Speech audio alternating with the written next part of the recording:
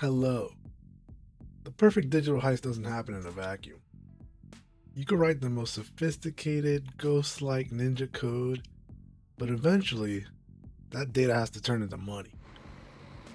And to turn that data into cash, you need a body. A body in the physical world. You need someone willing to step out of the shadows and walk into a bank. The Zeus Protocol. The underground economy was ruled by a piece of malware called the Zeus Trojan. It was a pretty prolific Trojan at the time. It didn't bother targeting massive hardened banking mainframes. It went after the weakest links. The computers of small businesses, dental practices, local municipalities, mom and pop shops. It slipped through in innocuous looking phishing emails.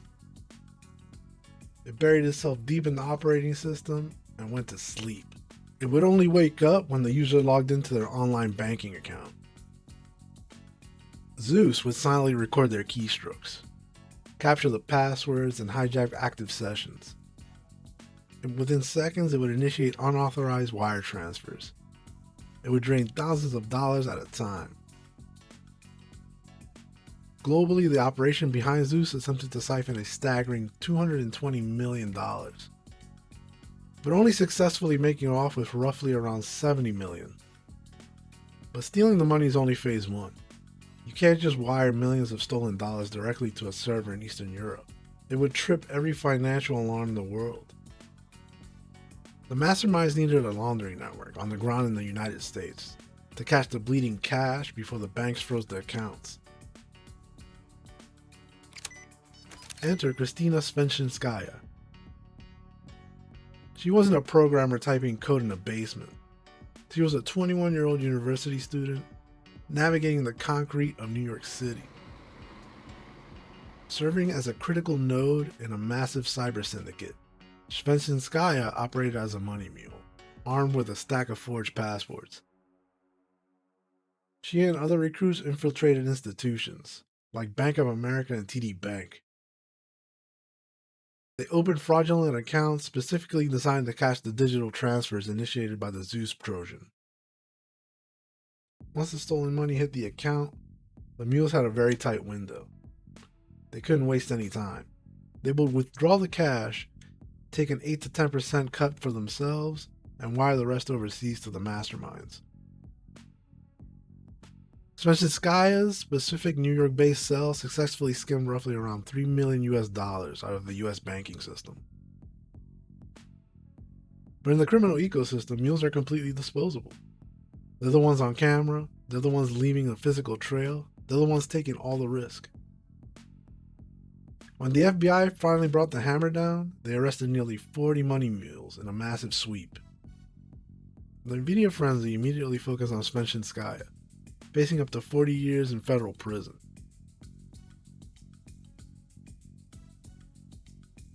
Her glamorous court appearances led the tabloids to brand her the world's sexiest computer hack. It was a flashy headline at the time, but it completely missed the grim reality of the operation. The true masterminds, the architects who wrote the Zeus code and pulled the strings, were operating out of Donetsk, Ukraine. While the FBI managed to coordinate with the Ukrainian authorities to detain 5 of the primary coders, the masterminds were eventually released and never faced US charges. They're still out there. As for the world's sexiest hacker, the justice system treated her exactly as what she was, a young, inexperienced pawn. In 2013, a New York judge took pity on her lack of a criminal record. Instead of 40 years, she was released on time served and ordered to pay $35,000 in restitution. $35K is still pretty rough. That's a pretty hefty fine there. So I didn't say she got off too easy.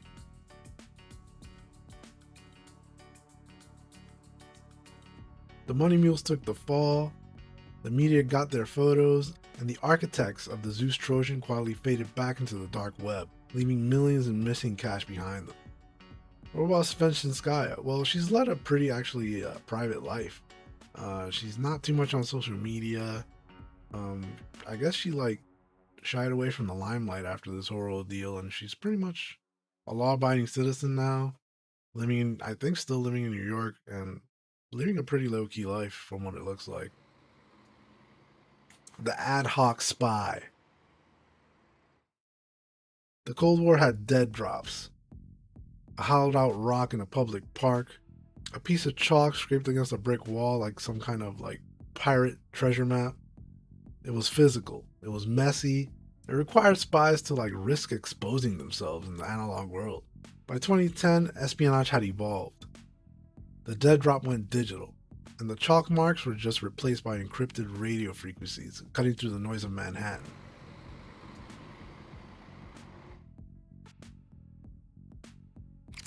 Enter Anna Chapman.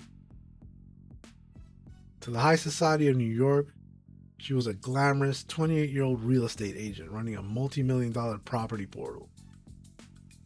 To the Russian Foreign Intelligence Service, she was a highly trained operative embedded deep in the United States.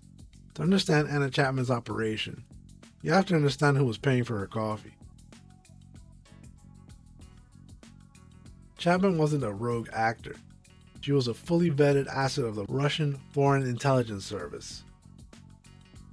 When the Soviet Union collapsed in 1991, the KGB didn't just disappear, it splintered. The legendary First Chief Directorate, the elite wing responsible for infiltrating foreign governments and planting deep cover spies, was rebranded as the SVR. They are the polished, highly funded architects of the long con. They spend millions to embed operatives in Western society just to get a seat at the right table. Chapman didn't skulk in dark alleyways. She would walk into a crowded Starbucks or Barnes & Noble in downtown Manhattan, buy a coffee, and open up her laptop. She looked like any other young, beautiful professional working on a spreadsheet. But beneath the surface of the coffee shop's public Wi-Fi, her machine was quietly broadcasting a private ad hoc wireless network. A customized, encrypted peer-to-peer connection invisible to everyone around her. She didn't need to meet her handler. She didn't even need to make eye contact. A Russian official driving a minivan would simply cruise slowly down the street outside. As the van passed into the radius of her ad hoc network, their computers would silently handshake. The encrypted files, stolen data, operational directives, money requests would sync and transfer through the air, straight through the glass of the coffee shop window. A flawless, invisible data heist happening in broad daylight. But the FBI's counterintelligence division was watching. Through Operation Ghost Stories, they figured out how to track the invisible handshakes. They couldn't break the Russian encryption, so they went after the hardware's only weak point, the human operating it.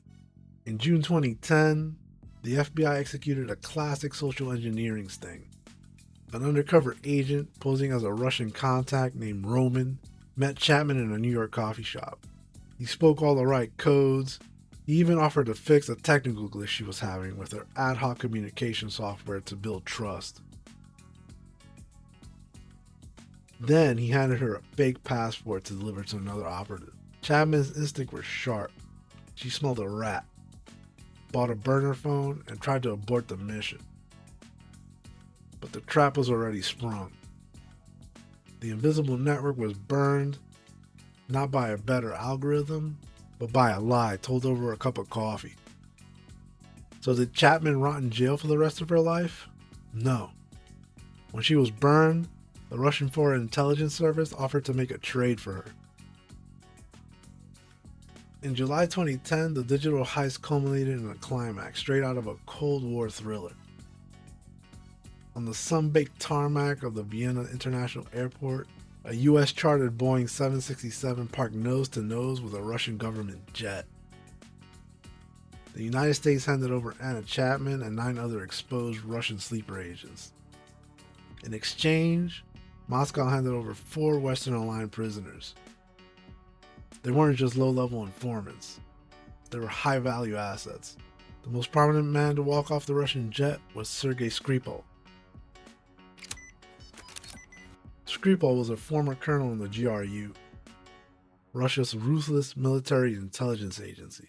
Back in the 1990s, he operated as a double agent, recruited by the UK's MI6. For years, he quietly passed the identities of dozens of undercover Russian agents straight to the West.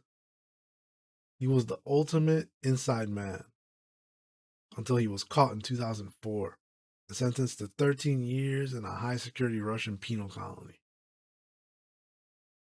In 2010, the swap in Vienna gave Skripal his freedom. He relocated to a quiet life in Salisbury, England. But in the world of high-level espionage, the ledgers never truly balanced.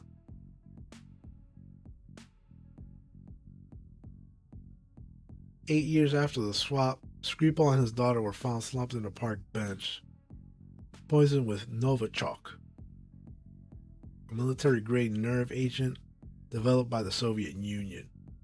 He survived, but it was a grim reminder that while the Wi-Fi drops and ad hoc networks were new, the brutal consequences of the game remained exactly the same.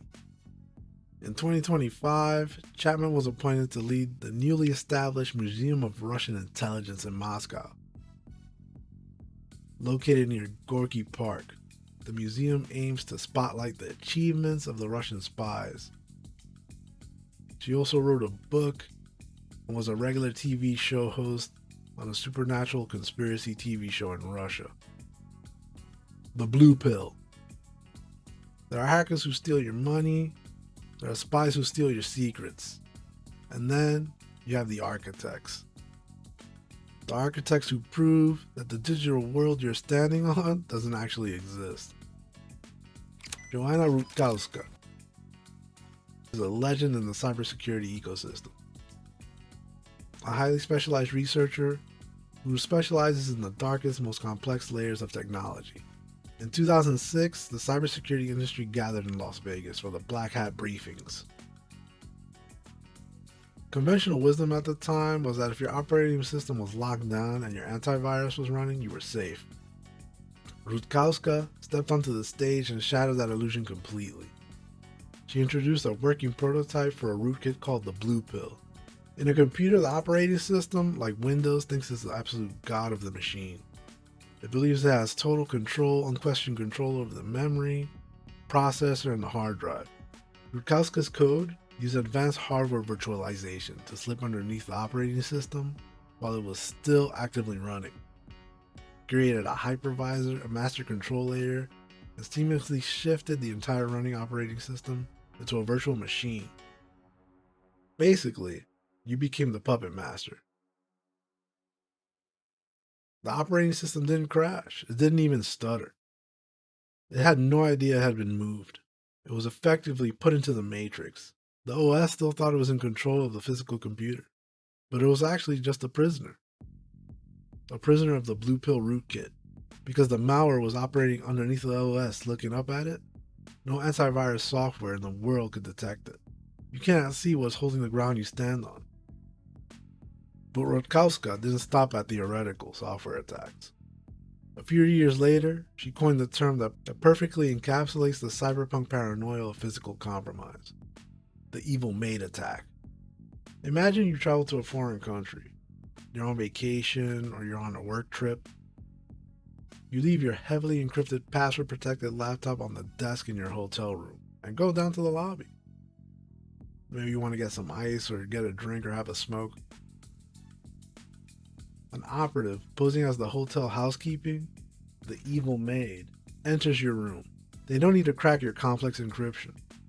They don't need to guess your password. They just plug in a customized USB drive into your machine for 2 minutes. It silently alters the invisible boot sequence of your computer. When you come back to your room, open your laptop and type in your master password, the computer boots up normally. But the newly compromised boot sequence just logged your keystrokes, captured your encryption key, and handed your entire digital life over to the operative. Rutkowska's work exposed the most terrifying reality of the modern age. The most dangerous hacks are the ones that steal the foundation right from under you, without making a sound. Rutkowska still works today in the IT field. She serves as the Chief Strategy and Security Officer at Golem, a decentralized supercomputing network. She also contributes to an arts and philosophy project called Traces of Humanity. The disposable money mule, the coffee shop spy, and the architect of digital illusion. Whether the weapon is a line of Zeus code, a silent ad hoc Wi-Fi connection, or a hypervisor rootkit, the ultimate target is always the human element. Do me a favor, hit the like button. And if you travel with your laptop, never leave it at the hotel. Stay safe and stay salty.